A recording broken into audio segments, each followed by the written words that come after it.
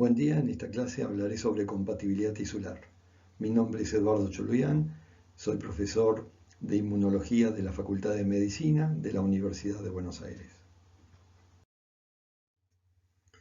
Como ustedes saben, la incompatibilidad tisular es un problema en medicina del trasplante.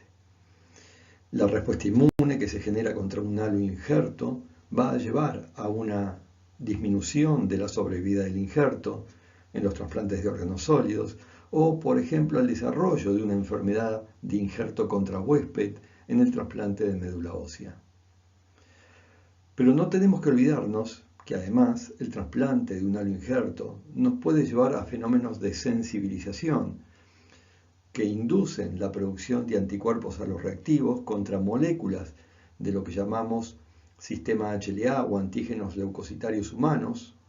Las siglas son HLA, antígenos leucocitarios humanos, de esa manera provocando que esos anticuerpos generen un daño a nivel del halo injerto y reduciendo la sobrevida del órgano.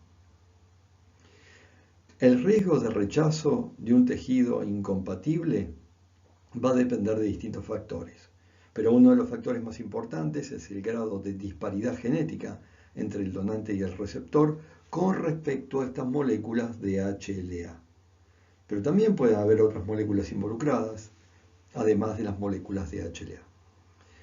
Estas moléculas de HLA, responsables de alguna manera del rechazo del órgano, tienen características estructurales y funcionales particulares.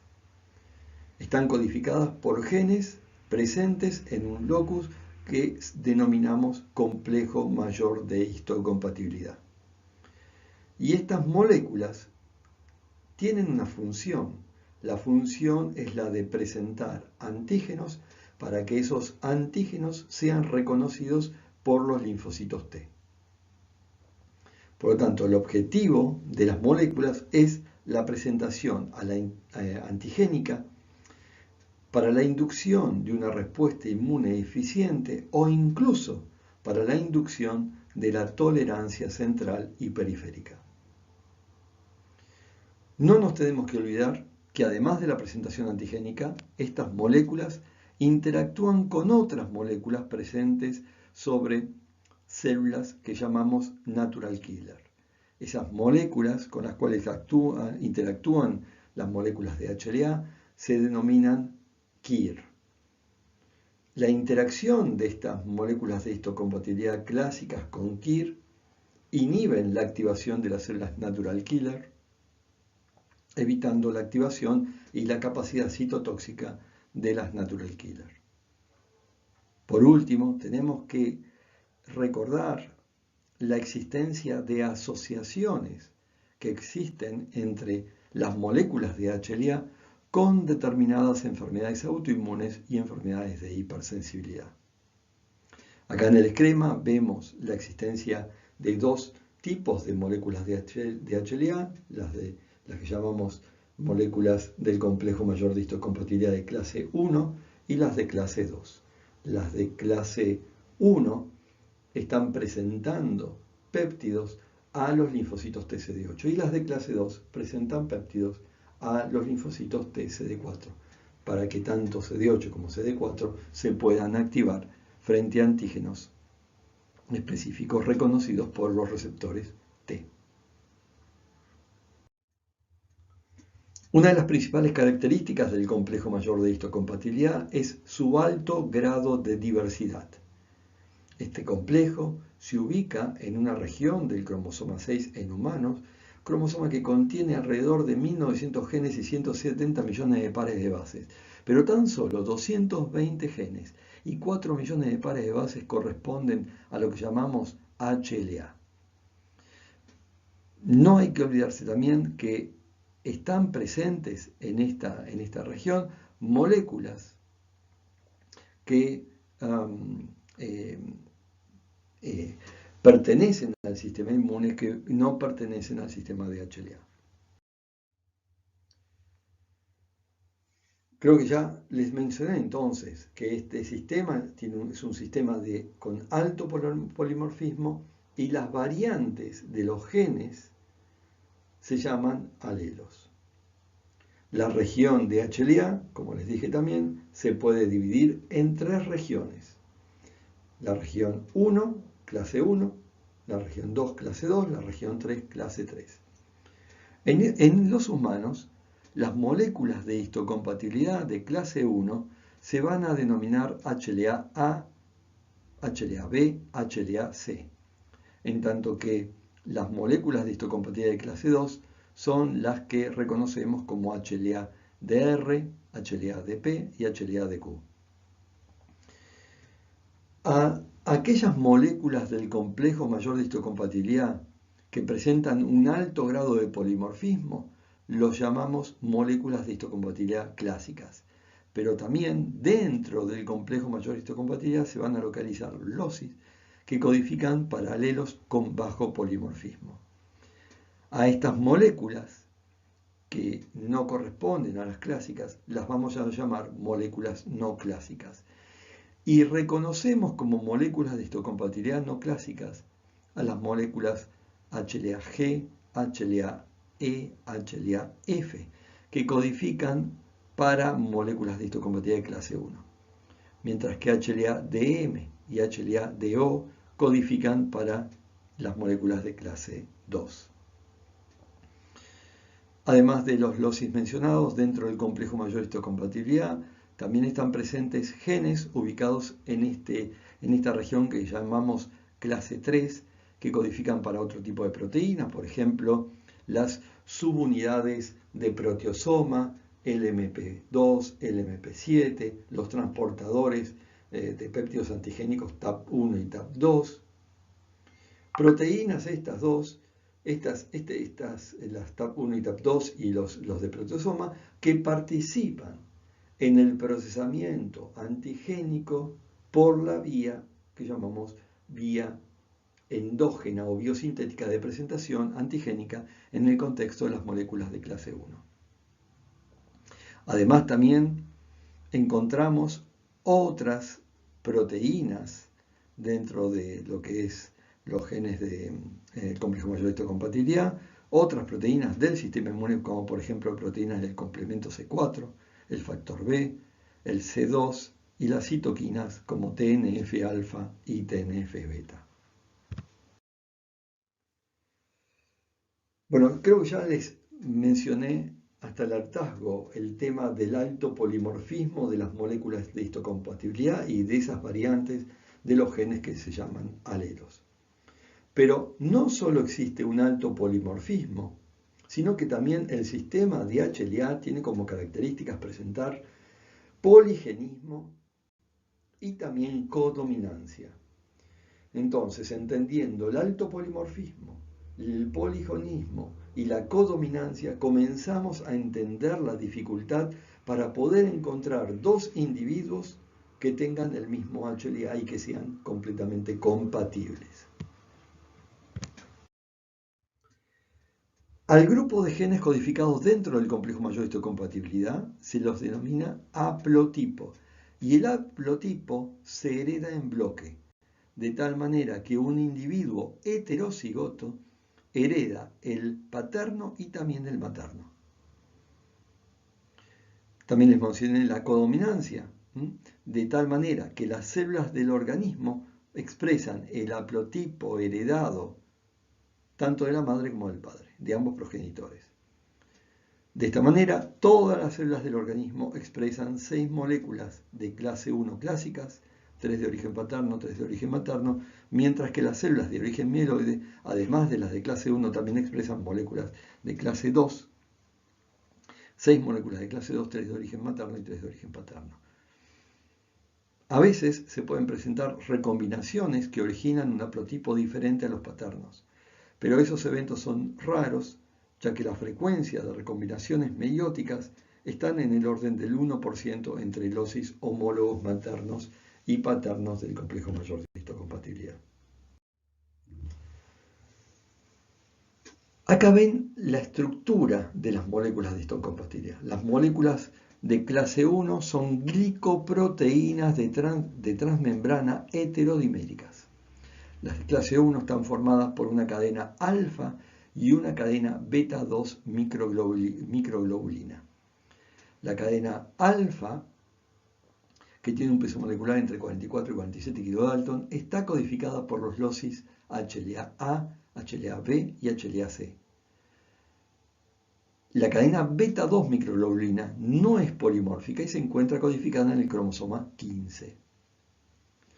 Esa cadena alfa tiene 3 dominios extracelulares, alfa 1, alfa 2 y alfa 3, la región transmembrana y una región carboxilo-terminal citoplasmática.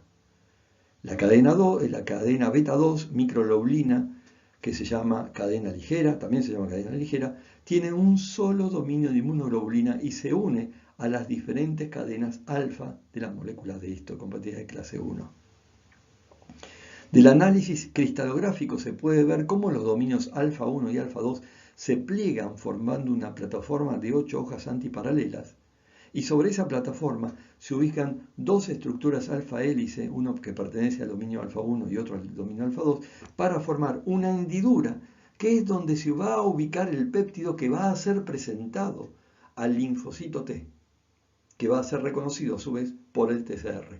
Ese péptido que se ubica en ese bolsillo, en esa hendidura, tiene una longitud, un tamaño entre 8 a 11 aminoácidos.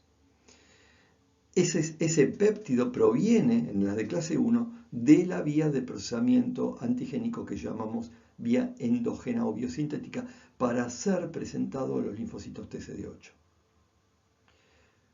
Los residuos polimórficos de la molécula de clase 1 se van a localizar en los dominios alfa 1 y alfa 2.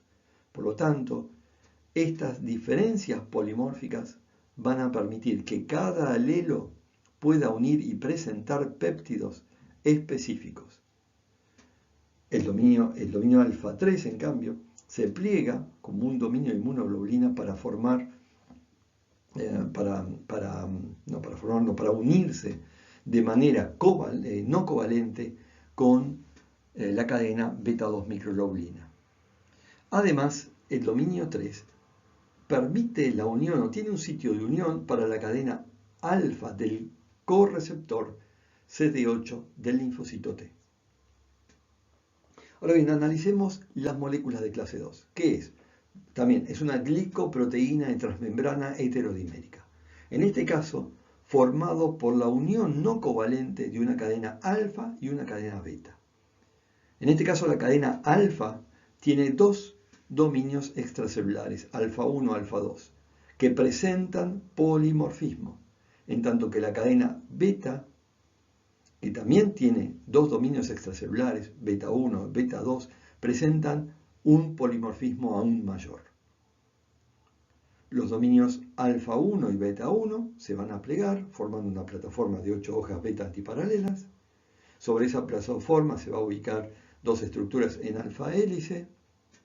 Y eso va a formar nuevamente, en este caso en estas moléculas de histocompatibilidad de clase 2, un bolsillo, una hendidura, donde se ubica un péptido. En este caso el péptido es un péptido que tiene una mayor longitud, de 10 a 20 aminoácidos. Aunque los péptidos óptimos son los que tienen entre 12 a 16 residuos de longitud, péptido que proviene del procesamiento antigénico que denominamos procesamiento endocítico o exógeno y que es presentado en el contexto de las moléculas de clase 2 a un linfocito TCD4. ¿Dónde están los residuos polimórficos de las moléculas de clase 2? Los voy a encontrar en los dominios alfa 1 y beta 1. Por lo tanto, al igual que las moléculas de clase 1, estas diferencias polimórficas permiten que cada alelo pueda unir y presentar péptidos específicos a un linfocito T.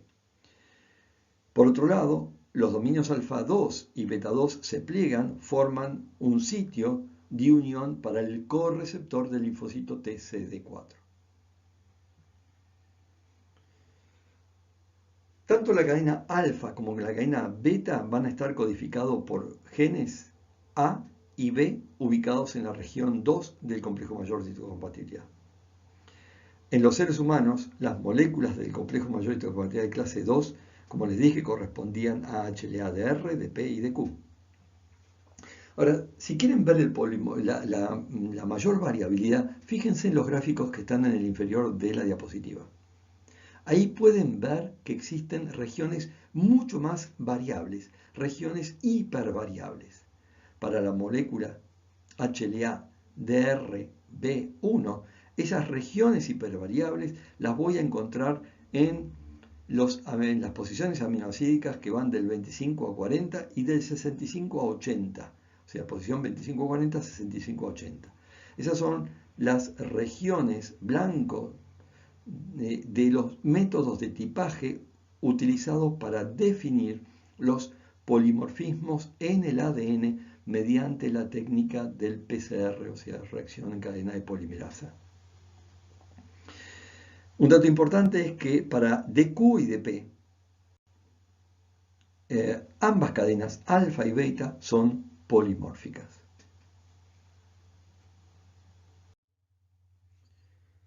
Entre la población existe una gran variedad de alelos de HLA. A la fecha se han descrito más de 18.000 alelos de clase 1 y más de 7.000 alelos de clase 2.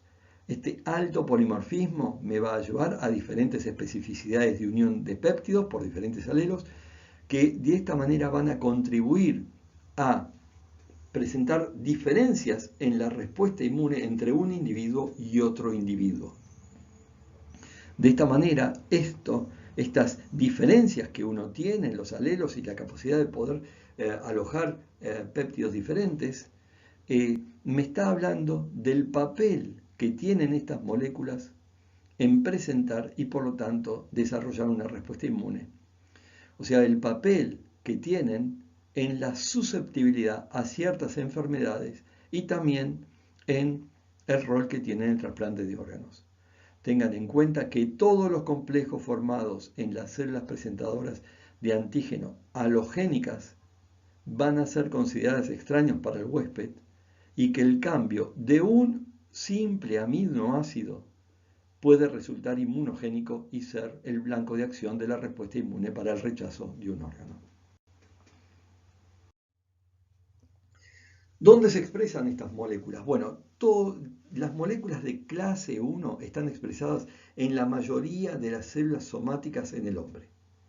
Pero los niveles no van a ser constantes en todos los tejidos. Varían de tejido a tejido y pueden ser influidas por factores como citoquinas. Interferón gamma. El interferón gamma va a aumentar la expresión de las moléculas de clase 1, por ejemplo.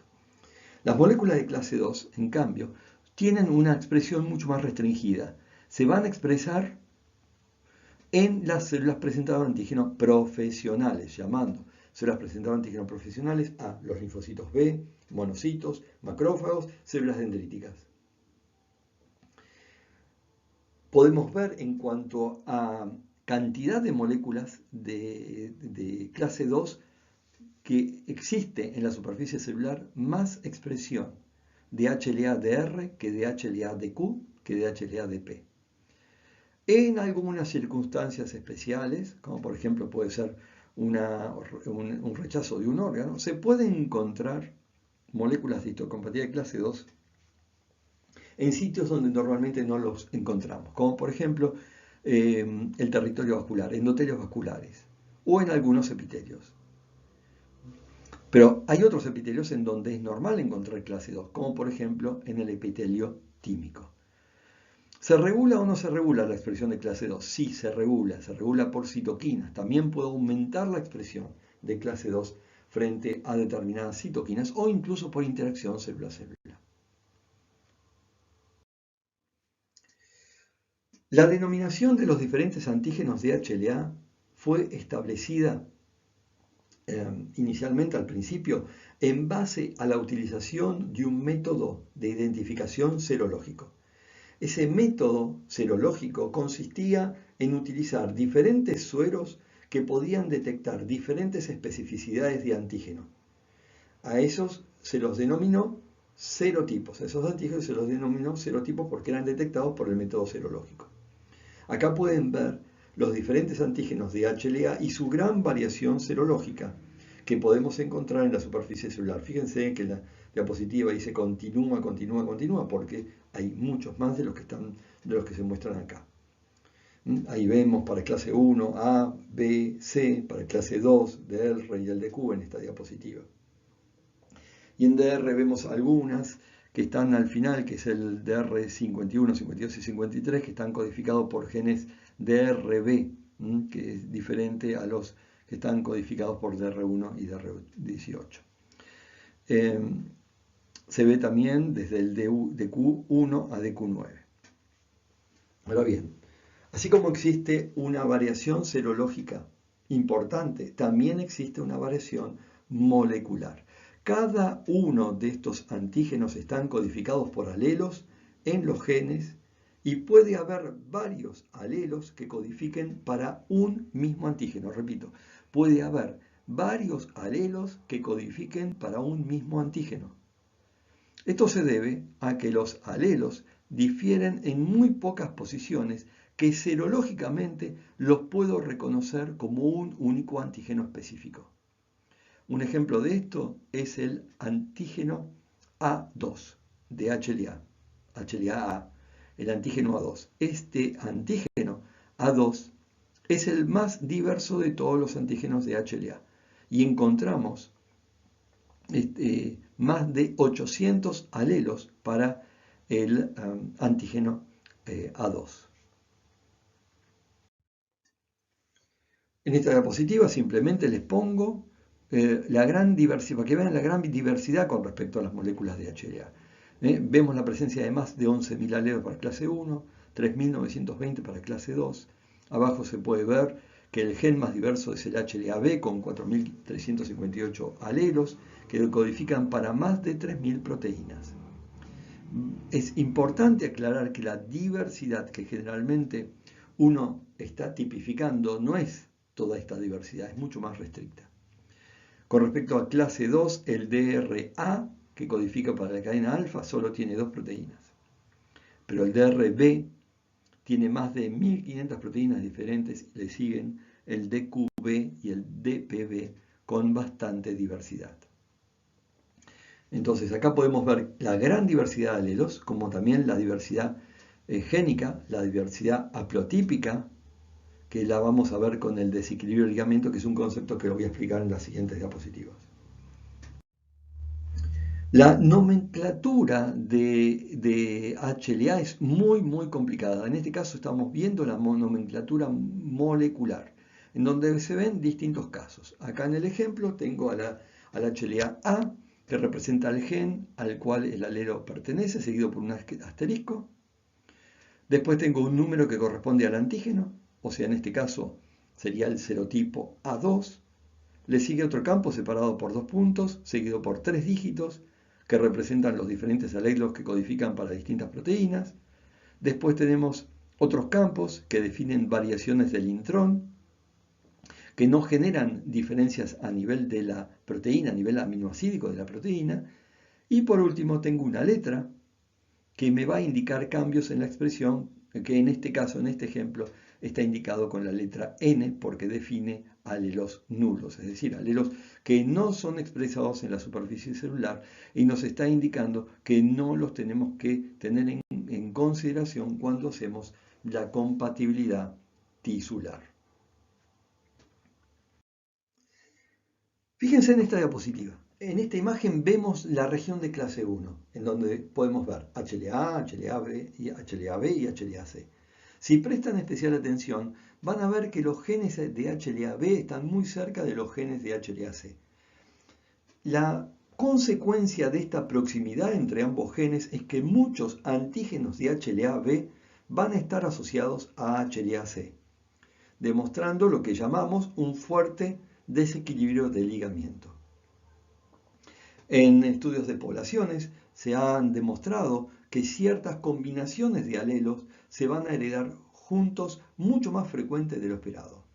Por lo tanto, podemos decir que el desequilibrio de ligamiento es la asociación en términos genéticos entre los cromosomas del padre y la madre, y la consecuencia de esto se ve en el genotipo de los pacientes.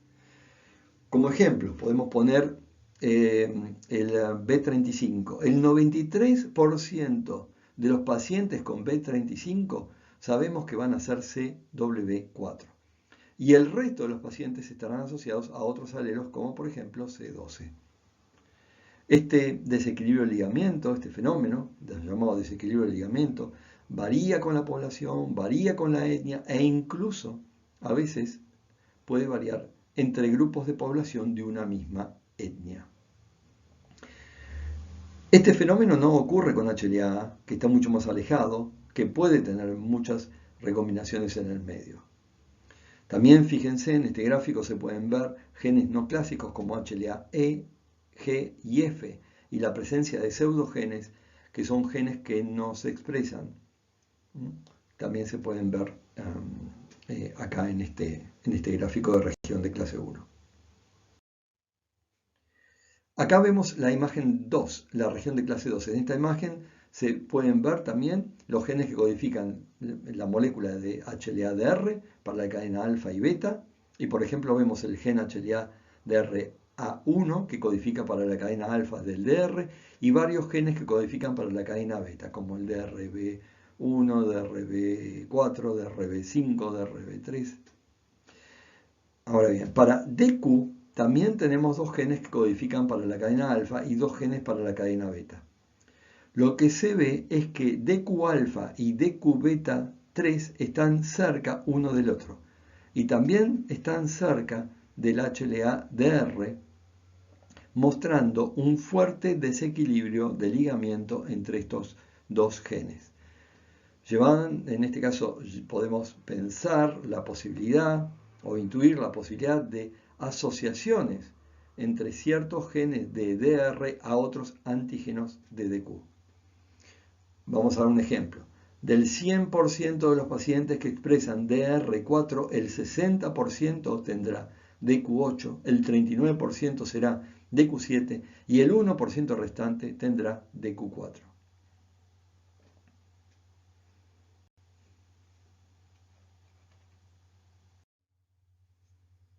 En este gráfico podemos analizar la genética del HLA, los genes de HLA.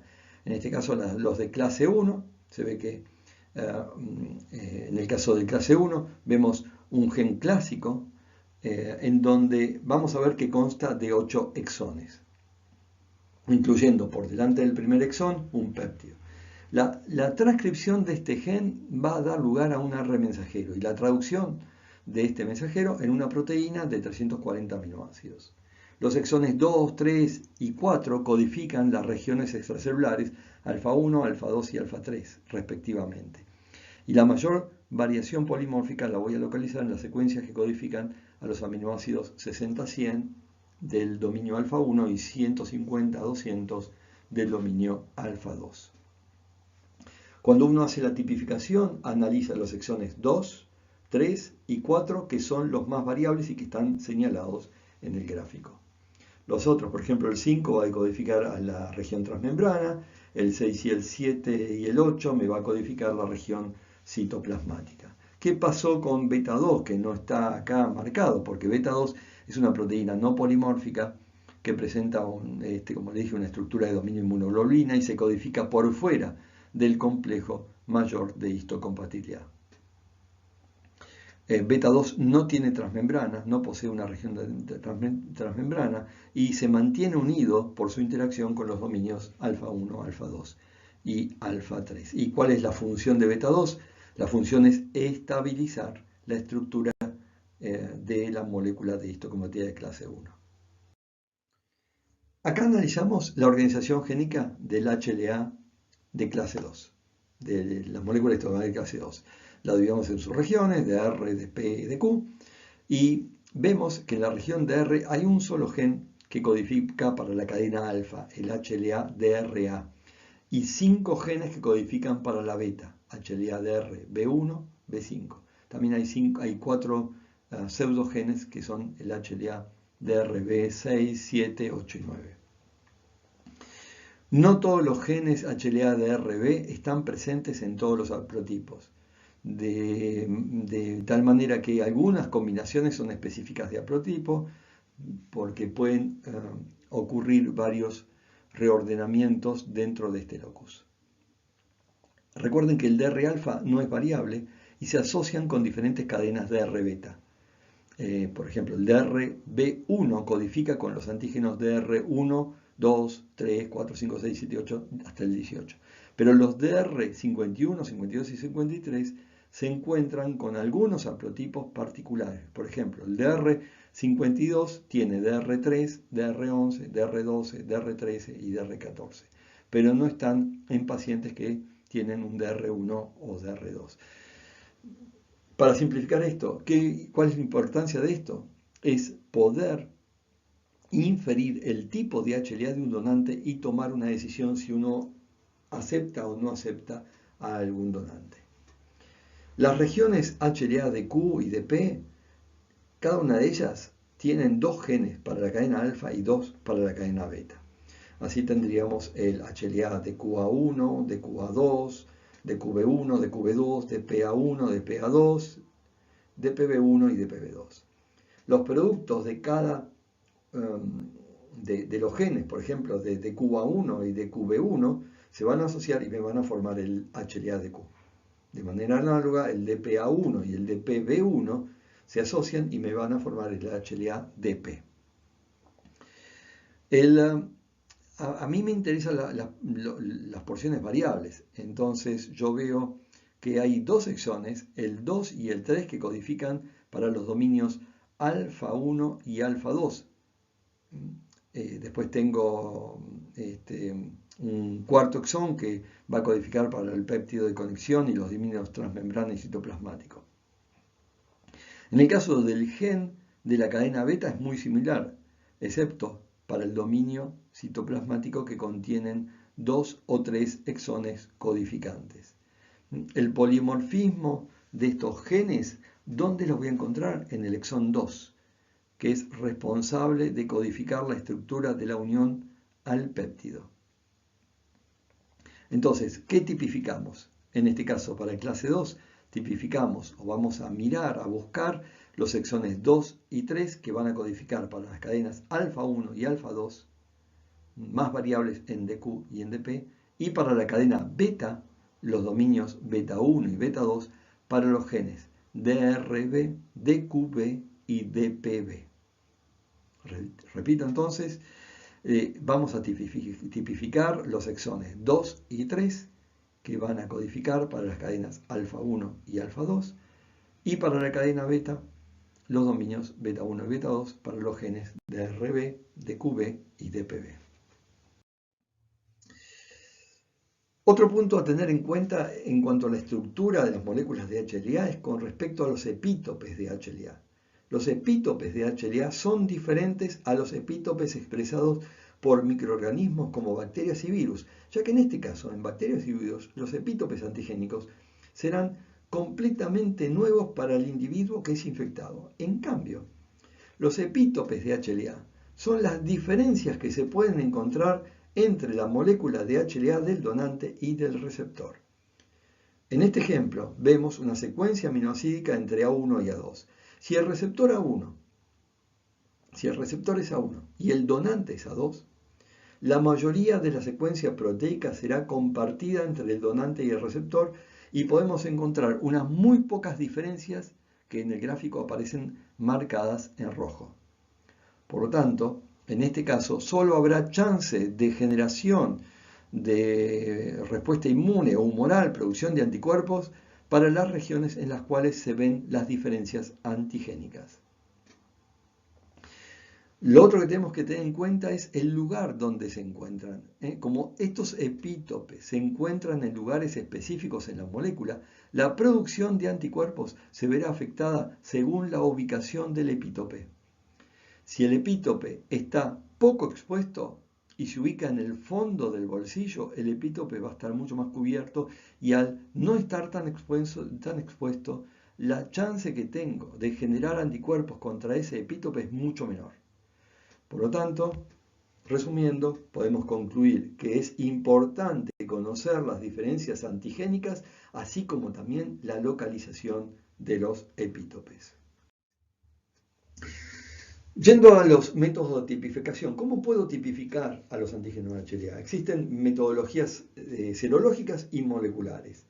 En el caso de la metodología serológica, me va a definir el serotipo y utiliza células del individuo al que queremos tipificar y detecta los antígenos en la superficie celular utilizando sueros que van a detectar a esos serotipos de antígenos en la superficie. En cambio, la metodología molecular usa ADN del individuo, detecta los alelos que tiene ese individuo en determinado gen. Recuerden, entonces, que la metodología serológica estoy detectando antígenos en superficie, en tanto que la metodología molecular detecta variaciones de alelos en el ADN. Y con la molecular vamos a asumir que esas variaciones en los alelos van a ser expresados a nivel antigénico. Y en general esto es cierto en el 99% de los casos. Cuando queremos tipificar entonces, por ejemplo, un potencial donante cadavérico, necesitamos células, para lo cual extraemos ganglio linfático inguinal. Si no es posible obtener los ganglios por alguna razón, o si fuera pequeño, o porque obtengo pocas células, vamos al vaso. Pero en este caso la metodología es mucho más engorrosa porque tengo que hacer una separación de linfocitos T y linfocitos B. La técnica es mucho más engorrosa y laboriosa.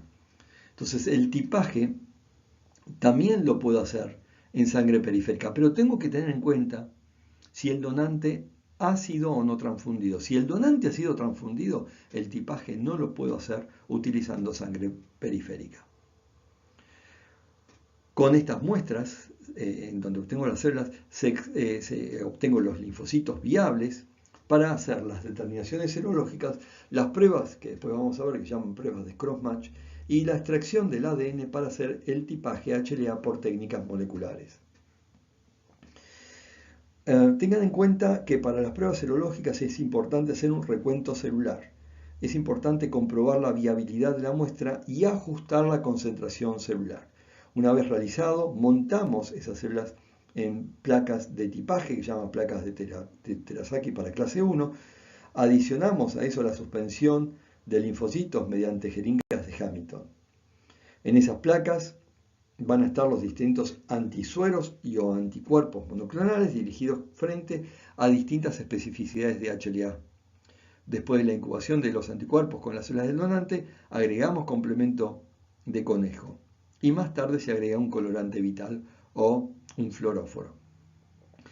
Luego vamos a ver al microscopio de fase o de fluorescencia y determinamos la lisis de las células mediadas por complemento. O sea, si hubo reconocimiento e interacción anticuerpo con el antígeno en superficie celular, va a haber activación de complemento y se va a producir la lisis de las células.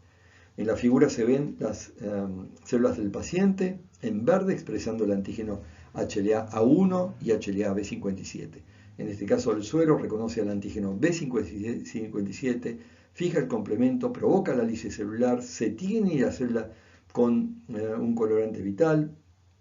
Pero entonces, si todas las células son verdes, porque las células son viables, y el ensayo es negativo. Pero si son rojas, el ensayo significa que es un ensayo positivo. Ahí les dejo, no tengo mucho tiempo, les dejo cuáles son las ventajas y desventajas de esta metodología que es la serológica. En el caso de la tipificación por la técnica molecular, tengo diferentes tipos métodos, la de baja resolución, resolución intermedia y alta resolución. Esta técnica de tipificación molecular utiliza la técnica de la reacción en cadena polimerasa. Y como les dije, tengo diferentes niveles. Tengo la de baja resolución, que define el antígeno, el nivel de antígeno o serotipo. Por ejemplo, si será A2 o B3. Luego tenemos, y que va a correlacionar con el antígeno A2. Después tenemos la resolución intermedia, donde definimos varios tipos de alelos, por ejemplo el A2, 1, el A201, el A202, O sea que el paciente puede tener cualquiera de esos dos alelos, pero no los más de 800 alelos que podríamos encontrar en el serotipo A2. De esta manera, con esta técnica, estamos restringiendo los alelos que puede estar teniendo este paciente. Por último, tenemos el de alta definición, donde podemos definir de manera exacta el alelo que tiene este paciente. Es decir, decimos el A0201, pero no el A0203, el A0204, etcétera, etcétera. En esta diapositiva vemos un detalle de la técnica molecular, en donde detectamos las diferencias a nivel del ADN en clase 1 y clase 2. Estamos buscando diferencias en los diferentes exones y se usa la PCR. La PCR, que para hacer un repaso, consiste en la multiplicación de una pequeña cantidad de ADN utilizando una ADN polimerasa, que en ciclos repetidos de desnaturalización y síntesis de la cadena complementaria me llega a formar millones de copias iguales. Luego el uso de sondas de oligonucleótidos específicos de diferentes alelos del sistema HLA me permite detectar las especificidades alélicas presentes en el ADN que es el ADN que queremos estudiar. Con esta técnica vamos a buscar amplificar cada uno de los exones, el 2, el 3 y el 4 para clase 1 y el 2 y el 3 para clase 2. Luego de esto, luego de obtener el producto de la PCR, realizamos las diferentes técnicas que nos permiten definir el antígeno de HLA del paciente. Acá tengo una de las técnicas que es la tipificación por primers específicos de secuencia. En este caso el SSP es una técnica de las más comunes, utilizan primers específicos de secuencia que en lugar de hacer una amplificación entera del exón, utiliza primers que va a detectar secuencias específicas para los diferentes antígenos o alelos. En la figura vemos como ejemplos primers específicos para HLA-DR1 en dos pacientes, el paciente LM y el paciente JM. El paciente LM resulta ser positivo para DR1 y muestra una banda de amplificación que corresponde al control interno que siempre tenemos que tener. Siempre tenemos que correr un control interno. Y una banda que es la del test positivo. En cambio, JM no muestra esa segunda, muestra la primera banda de control, pero no muestra la segunda banda, por lo tanto es negativo. Y a la derecha lo que vemos es una placa de D96 reacciones que habitualmente utilizamos para detectar HLA A, B y DR, en donde se ven todas las amplificaciones del control y solamente algunos positivos, que son los que expresa el paciente. Esta técnica tiene una resolución igual o mayor que las técnicas serológicas, el costo es significativamente más bajo, es adecuada para tipear donantes cadavéricos en trasplante de órganos sólidos, pero no para hacer la tipificación de donantes de médula ósea no relacionadas y, como desventaja, presentan ambigüedades. Otra manera de tipificar es utilizando la técnica de SSOP. Esta técnica que se basa en una primera PCR para amplificar cada dosis del HLA.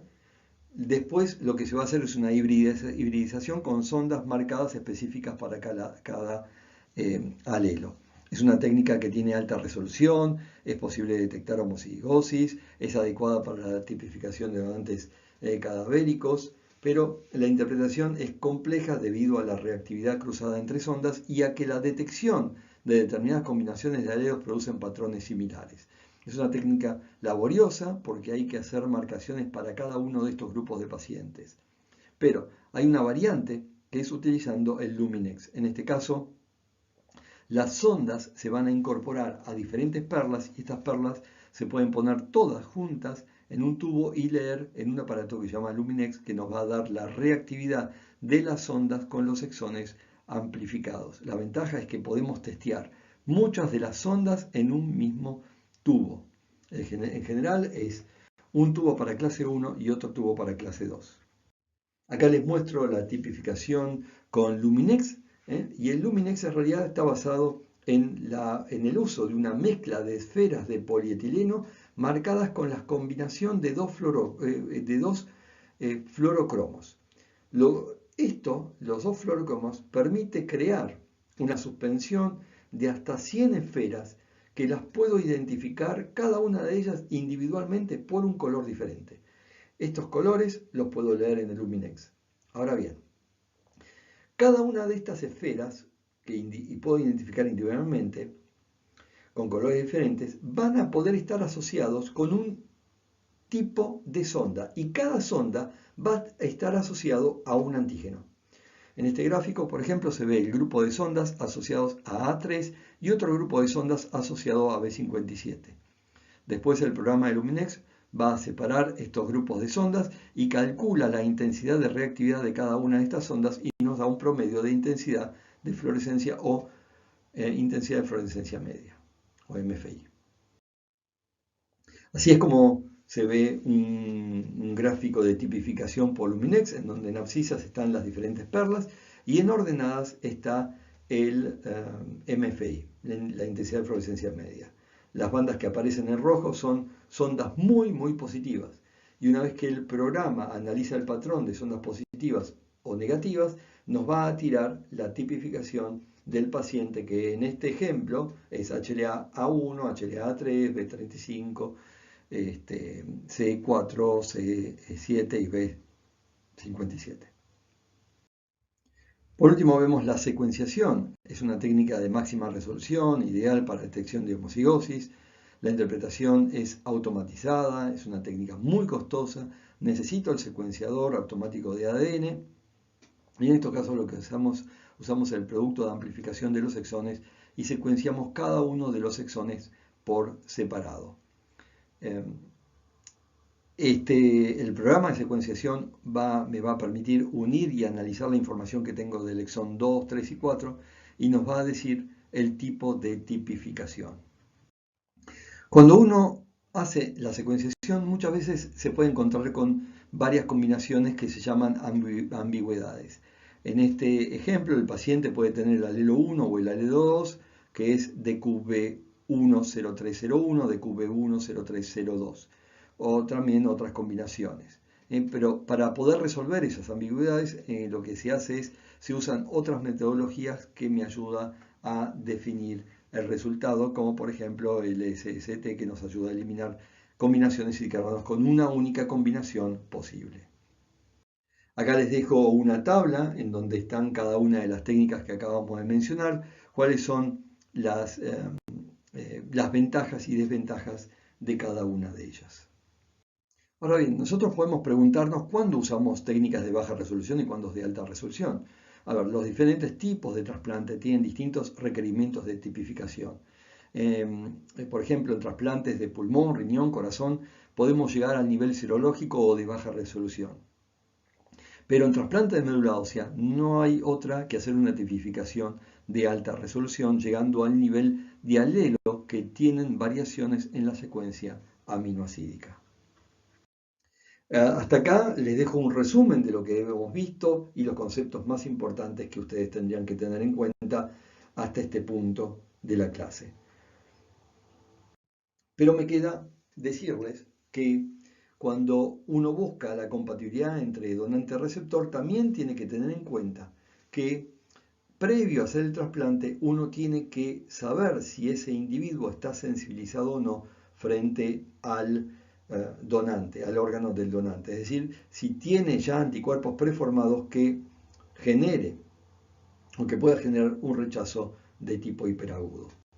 Para resolver este problema, nosotros tenemos técnicas que llaman cross-match, que se basan en poder detectar esos anticuerpos y poner en evidencia la presencia de esos anticuerpos en el suero de los pacientes es relativamente simple. ¿Qué necesitamos? Necesitamos una fuente antigénica, como ser células o esferas, que van a tener un antígeno determinado. las vamos a incubar con el suero del paciente, o sea, del receptor del órgano, y si el paciente tiene anticuerpos dirigidos contra esos antígenos, se van a pegar a esos anticuerpos a esos antígenos y nos va a dar una reacción positiva o una reacción negativa. Existen distintas técnicas de crossmatch o de detección de crossmatch.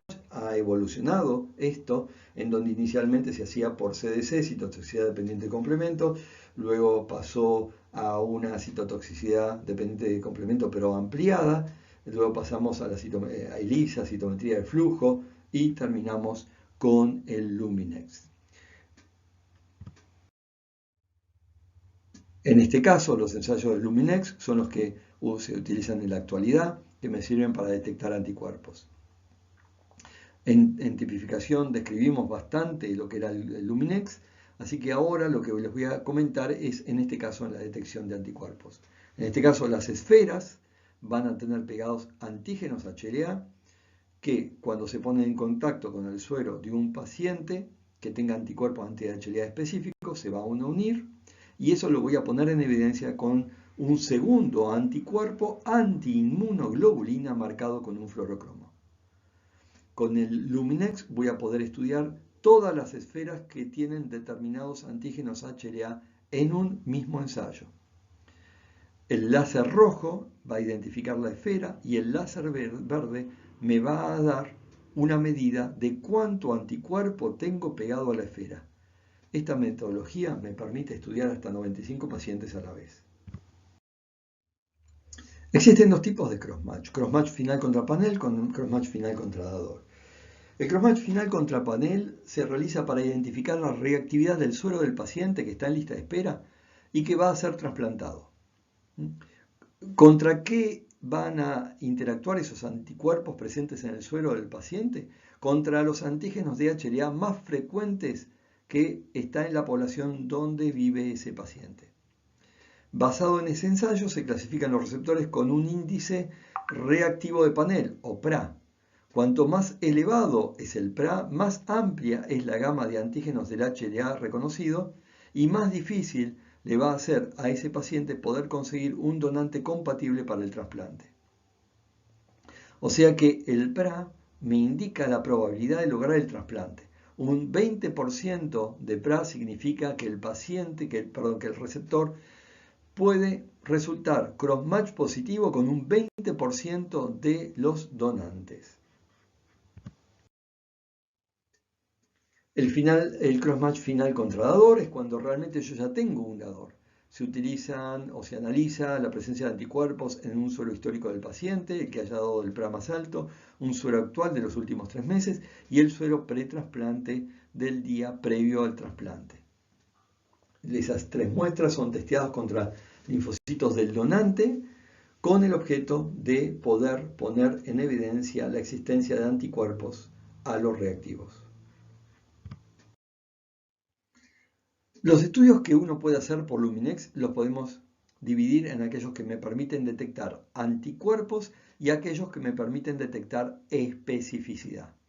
Entre los que detectan anticuerpos podemos reconocer aquellos que me van a evaluar el panel, o sea, el PRA, y los que detectan la presencia o ausencia de anticuerpos. Acá vemos los que son para panel y acá vemos los que son específicos para un antígeno. En el caso del panel tenemos esferas cargadas con antígeno de clase 1. En el ejemplo vemos HLA A2, A24, B54, B67, C7 y C1. Y a diferencia de lo que puede llegar a ocurrir con la citotoxicidad dependiente de complementos, en donde el anticuerpo se puede unir a otra cosa que no sea HLA, acá voy a tener la certeza que lo que se une, que lo que el anticuerpo está uniendo es algún antígeno de HLA, porque no hay otra cosa que no sea antígeno de HLA. Cada esfera tiene cargado antígenos purificados de una línea celular de por lo menos 60 individuos, y cada esfera tiene la tipificación HLA de una línea celular. En el screening, las esferas tienen antígenos purificados de muchas líneas celulares. es decir, que están mezcladas, no se trata de un único individuo, es un pool de antígenos pegados a cada esfera. Pero en el caso de la especificidad, hay un solo antígeno pegado a cada esfera. Pero ese antígeno pegado a cada esfera son HLA recombinantes obtenidos de líneas celulares transfectadas con un gen. Esto es importante porque me indica que no son antígenos naturales. Con cualquiera de los tres tipos de estudios voy a poder saber si el paciente tiene anticuerpos dirigidos contra clase 1 y clase 2, pero los resultados y la aplicación de estos resultados con estas técnicas serán diferentes. Con el screening o el panel puedo detectar anticuerpos. Y una vez que sé qué anticuerpo que tiene de anticuerpos, voy a poder buscar la especificidad y tendré obviamente que saber si ese anticuerpo es clínicamente relevante. Cuando hablo de clínicamente relevante, si puede o no fijar complemento. El PRA, que es el de panel, o el SAB, que es el Single Antigen Bit, o sea, bit de un solo antígeno, se complementan. El PRA nos informa del grado de sensibilización del paciente. En cambio, el SAB nos da la especificidad de los anticuerpos. Por último, un resumen de cada una de estas técnicas para la detección de anticuerpos con su sensibilidad, especificidad y otros datos más como las ventajas y limitaciones de cada una de estas técnicas. Muchas gracias y muchos de estos conceptos los iré profundizando en la clase de discusión.